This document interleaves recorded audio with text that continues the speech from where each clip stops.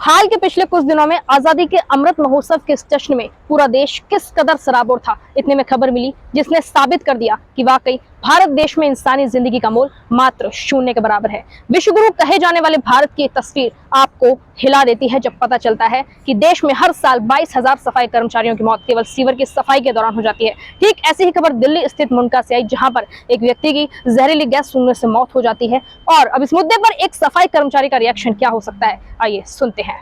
देखिए, ये बड़े दुख की बात है। हमारे जो साथी शहीद हुए हैं मुंडका में सीवर साफ करते हुए, और इसमें शर्म की बात ये है कि हमारा देश आज अभी कुछ दिन पहले हमने आज़ादी का 75वां अमृत महोत्सव मनाया, और 75 साल हो चुके हैं आज़ादी को, लेकिन आज भी लोग सीवर से और गटर से आज़ाद नहीं हुए। और इस तरह से हर साल देश में हज़ारों मजदूर जो हैं सफाई कर्मचारी मारे जाते हैं सीवर के अंदर। ये बड़े दुख की बात है। हम खुद को विश्व गुरु बताते हैं और हम सफाई के काम का मशीनीकरण नहीं करा पाए हैं, तो हम क्या हम विश्व गुरु हैं? मेरा ये सवाल है सरकार से।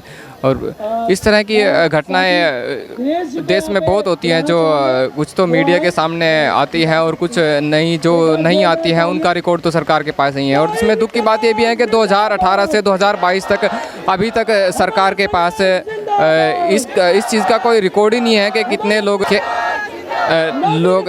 जो ज़्यादातर जो लोग सफाई का काम करते हैं वो गरीब और दलित परिवारों से आते हैं, और बहुत ही आर्थिक स्थिति अच्छी न होने के कारण वो लोग मजबूरन उनको सफाई का काम करना पड़ता है। और सीवर में 100-200 रुपये के लिए सीवर में आज के टाइम में सीवर में काम करना पड़ रहा है 200 रुपये के लिए, तो वो अपनी मर्जी से तो कोई काम नहीं करेगा।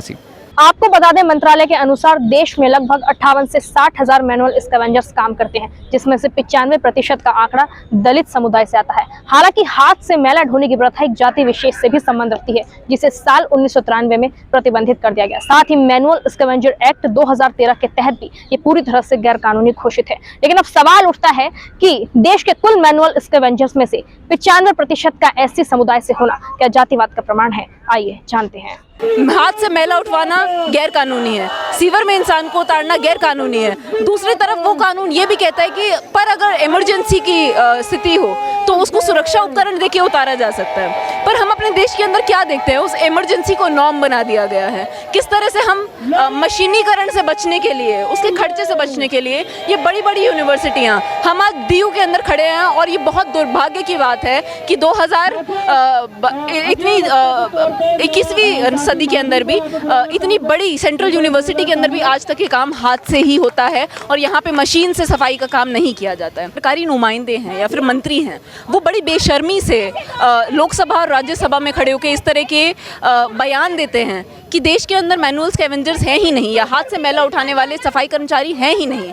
दूसरी तरफ हम देखते हैं कि जो यूनियन मिनिस्टर है वो ये आंकड़ा देते हैं कि 340 से ज़्यादा लोगों की पिछले 5 साल के अंदर गटर में उतरने से मौत हुई। तो ये दोहरापन कैसे आता है? ये दोहरापन कैसे आता है कि एक तरफ कई सारे राज्य हमारे देश के अंदर डेटा के नाम पे या फिर आंकड़ों के नाम पे ये ज़रूर रिपोर्ट में कह देते हैं कि कोई मैनुअल स्कैवेंजर नहीं है, और इस मामले के अंदर हाई कोर्ट ने भी संज्ञान लिया और बोला कि अगर कोई हाथ से मैला उठाने के लिए मजबूर नहीं है तो ये मैनुअल स्कैवेंजिंग की मौतें एक्चुअली हो कैसे रही हैं। तो ये बड़ा सवाल है जो हर जागरूक इंसान को अपनी सरकार से पूछने की ज़रूरत है कि केवल ये कहकर कि कोई आंकड़े नहीं हैं हमको बरगलाया नहीं जा सकता है। जब हम अपने आसपास जाके देखते हैं, चाहे वो रेजिडेंशियल इलाके हों, चाहे वो कमर्शियल इलाके हों, चाहे वो इतनी बड़ी यूनिवर्सिटी हो, हर जगह वो काम मशीन के बिना और इंसान के साथ महज 200 से 300 रुपये के लिए उसकी जान लेने के लिए उसको मजबूर कर रहा है। हम एक ऐसे समाज में रहते हैं जहाँ सरकार चांद से पानी लेने के लिए यान भेजती है, लेकिन गटर आज भी हमारे देश में मजदूर ही साफ कर रहा है।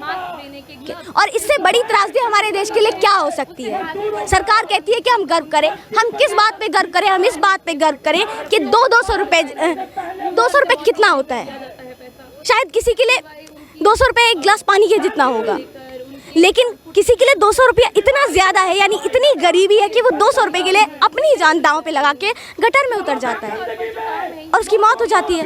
कि आज जो लगातार हम नीतियां देख रहे हैं, जो लगातार कानून देख रहे हैं, वो ना सिर्फ गरीब विरोधी हैं, वो मेहनतकश जनता के हित की नीतियां नहीं हैं, उनके हकों की नीतियां नहीं हैं, उनके विरोधी नीतियां हैं।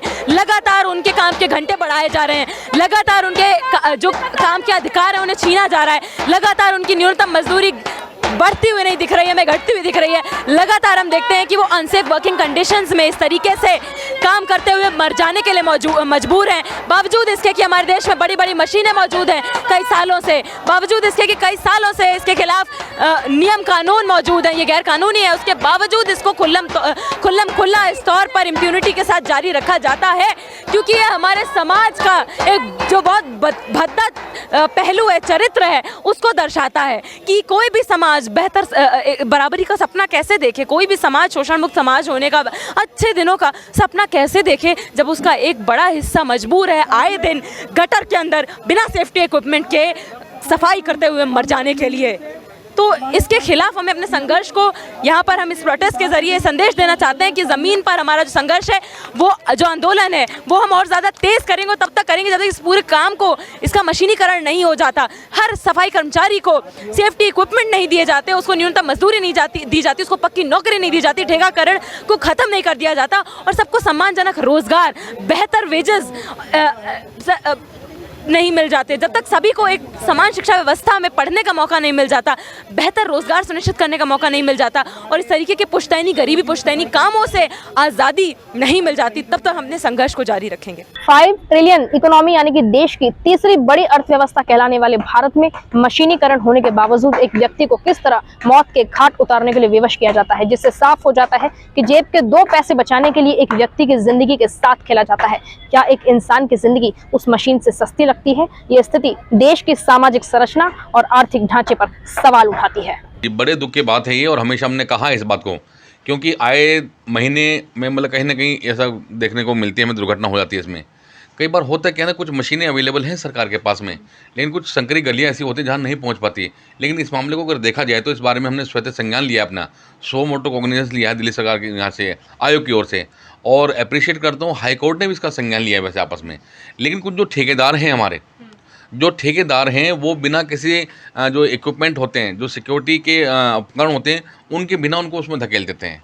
और जो कुछ सफाई कर्मचारी ऐसे हैं जो बहुत ही नीडी हैं, बिल्कुल हैंड टू माउथ हैं, वो 300 रुपये के लालच में, 500 रुपये के लालच में वहाँ गटर में चले जाते हैं। अब देखिए गटर में घुसने के नियम होते हैं, उसमें पहले हमारे जो पुराने लोग होते थे वो क्या करते थे, माचिस की तीली जला के उसको देख लेते थे पहले कि उसमें गैस है या नहीं है। लेकिन अब ये नए नए लड़के, इनको पता तो है नहीं बिल्कुल उसमें, और जो हमारे गार्ड हैं या जो उनके ऊपर जो ठेकेदार हैं, उनकी हर धर्म के कारण ऐसे डेथ होने को मिल रही है। इनके खिलाफ मुकदमा दर्ज किया जाएगा, और साथ साथ बल्कि मैं तो ये भी कहता हूँ, पिछली बार भी हमने कहा था, ऐसे लोगों के खिलाफ जो इसके अंदर दोषी हैं उनको तो 302 का मुकदमा लगा के हत्या का उनको दोषी सिद्ध करके फांसी पर लटकाया जाना। माना कि जिंदगी में कुछ मजबूरियां इंसान को उसकी इज्जत दांव पर लगाने और जान को हथेली पे लेने के लिए मजबूर कर देती हैं, पर क्या विश्व गुरु कहे जाने वाले भारत का कोई फर्ज नहीं बनता? जबकि कानून के अनुसार यदि इमरजेंसी में किसी व्यक्ति को सीवर में उतारा जाए तो उसके लिए special suit, mask, oxygen cylinder जैसे कुछ सुरक्षा उपकरण आवश्यक होते हैं। लेकिन आज इन सभी नियमों की सरेआम धज्जियां उड़ाई जा रही हैं, जिससे साफ हो जाता है कि भारत में एक वंचित और आर्थिक रूप से कमजोर व्यक्ति किस तरह हाशिए पे खड़ा नजर आता है और भारत इनकी समस्याओं के निवारण के लिए कितना परिणाम विहीन नजर आता है। खैर, आज के लिए इतना ही। इक्वालिटी न्यूज हर हाशिए के समुदाय से आने वाली खबर आप तक पहुंचाता रहेगा।